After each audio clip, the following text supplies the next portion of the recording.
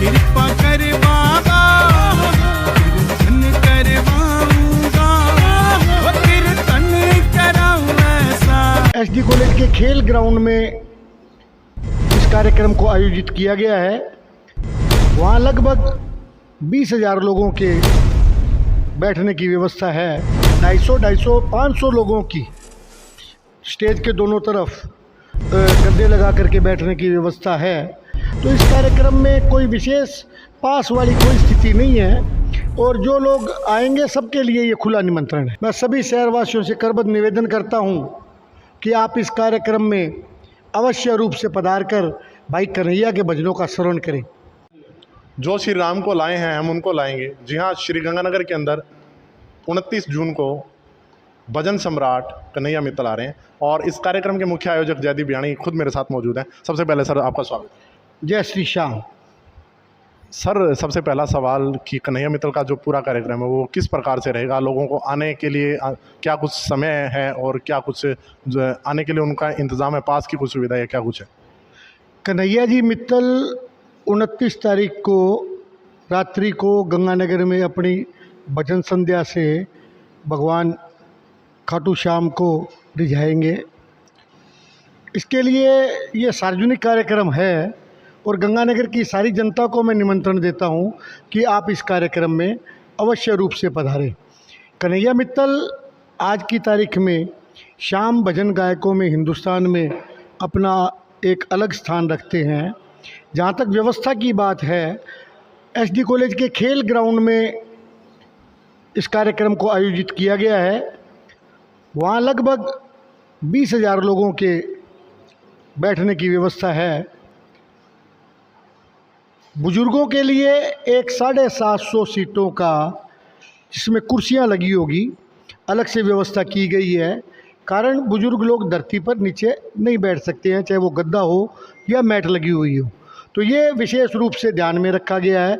इसके अलावा कुछ व्यक्ति पाँव की बीमारी से या कमर के दर्द से परेशान हैं, वो बुजुर्ग ना हो चाहे, लेकिन शारीरिक कमजोरी के कारण भी नीचे नहीं बैठ सकते, तो उनके लिए भी उन्हीं 750 सीटों में व्यवस्था है।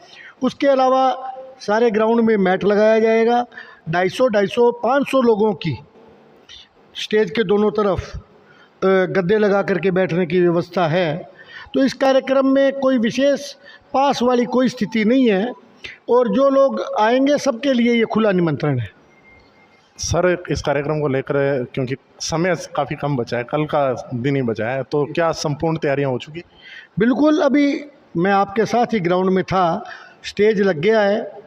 बाबा के दर्शन करने के लिए जो गैलरी बनानी थी वो गैलरी बन गई है। बिजली वाले कल शाम तक अपना काम पूरा कर देंगे। हाँ, एक बात और है, 2 बड़ी LED स्क्रीन ग्राउंड के अंदर लगाई जाएगी और एक बड़ी LED स्क्रीन सामने कार बाज़ार में लगाई जाएगी, ताकि जो लोग स्टेज से दूर हैं और कन्हैया जी को नज़दीक से देखना चाहते हैं तो वो लोग LED स्क्रीन पे भी देख सकते हैं। कई बार लोग ग्राउंड के अंदर नहीं आना चाहते, इसीलिए हमने एक बड़ी LED स्क्रीन कार बाज़ार में लगाई है। तो कार बाज़ार में जब LED स्क्रीन लगी, कार बाज़ार की तरफ से उनके अध्यक्ष जी ने हमें बहुत बड़ा सहयोग किया है। निरंतर वहाँ गाड़ियाँ खड़ी रहती है, रोज़ रात को गाड़ियाँ खड़ी रहती है, लेकिन उन्होंने 29 तारीख के लिए वहाँ से गाड़ियाँ हटवाने के लिए हमें आश्वस्त कर दिया। इसके लिए मैं उनका दिल से आभार व्यक्त करता हूँ कि उन्होंने जनता की सुविधा को ध्यान में रखते हुए एक दिन के लिए अपनी गाड़ियों को वहाँ से हटाए। सर इस कार्यक्रम का समय क्या कुछ रहेगा? रात्रि 8:15 बजे, 8:15 बजे लेकर से ये कार्यक्रम प्रारंभ होगा और जहाँ तक प्रभु इच्छा रहेगी तब तक ये कार्यक्रम निरंतर चलता रहेगा। तो ये कार्यक्रम 29 जून को शाम 8 बजे से शुरू होगा और जो भगवान की इच्छा तक ये कार्यक्रम जारी रहेगा। इसके अलावा आपका यहाँ के लोगों से क्या कुछ अपील रहेगी गंगानगर की जनता से? इसके अलावा मैं एक बात और विशेष रूप से बताना चाहूँगा कि बाबा का जो श्रृंगार है वो सिद्ध श्री खाटू श्याम मंदिर सुदामा नगर उनके द्वारा किया जा रहा है। फूल विशेष रूप से दिल्ली और मुंबई से मंगवाए गए हैं और इस कार्यक्रम का नाम जयदीप बियाणी है आयोजक में। लेकिन जो विशेष सहयोग है आयोजन में वो सिद्ध श्री खाटू श्याम मंदिर सुदामा नगर का है। तो बाबा का स्वरूप ऐसा बनेगा कि वो स्वरूप अपनी छटा बिखेरेगा, लोगों का मन आकर्षित करेगा, आँखों को वही सुकून देगा जो खाटू जी में दर्शन करने से मिलते हैं। और आपने भी देखा होगा और गंगानगर की जनता वहाँ खाटू श्याम सिद्ध श्री खाटू श्याम मंदिर सुदामा नगर में जाती है, उन्होंने भी देखा होगा कि बाबा का स्वरूप कितना लुभावना है।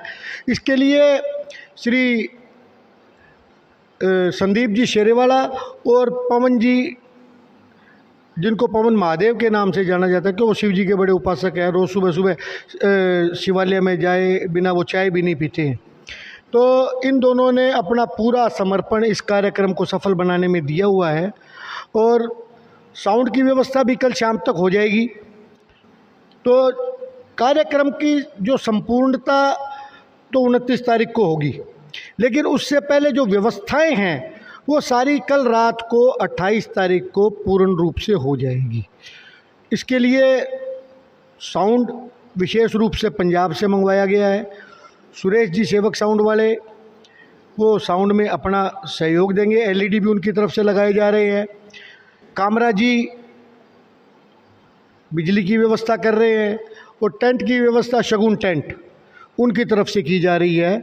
सब लोग बड़े समर्पण से काम कर रहे हैं और मेरे को ये लगता है कि इतना बढ़िया लोगों ने का समर्पण देख करके ईश्वर गंगानगर पे खूब कृपा करेगा। और इस आयोजन का मुख्य उद्देश्य भी यही है कि कोविड के बाद हम सबको आपस में मिलने का ये एक मौका मिला है। लोग थोड़ा बहुत डरे हुए थे, लोग थोड़ा बहुत एक दूसरे से अलग होकर के चल रहे थे सिर्फ बीमारी के डर से। नहीं तो मेरा गंगानगर ऐसा गंगानगर है जिसमें हम सुख में और दुख में मिलने में समय लग सकता है लेकिन अलग कभी नहीं हुए। तो बस मुख्य उद्देश्य यही है कि कोविड के बाद जो एक समाज में थोड़ी सी व्याकुलता आ गई थी, भाई कन्हैया जी के भजन श्रवण से ये व्याकुलता मन को शांति प्रदान करेगी और हम सब लोग इसका आनंद खूब उठाएंगे, मेरा ये पूर्ण विश्वास है।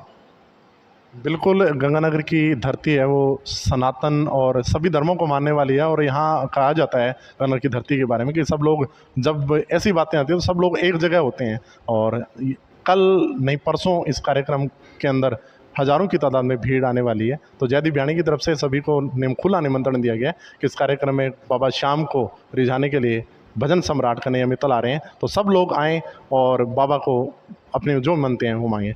तो मैं अपने सहयोगी कैमरामैन हेम सिंह भाटी के साथ मोनू साहन, AM न्यूज़, श्री गंगानगर।